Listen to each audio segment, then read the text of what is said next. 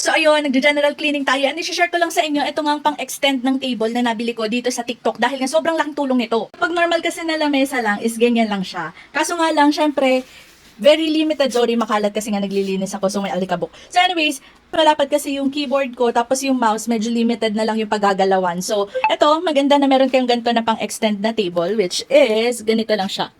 Tataas niyo lang siyang ganyan.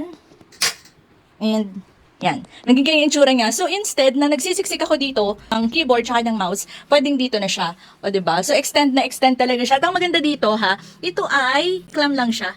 Ayan, declamp lang siya. Kapag hindi nyo ito gagamitin, ipipress nyo lang itong nandito sa ilalim, press, and ayun na.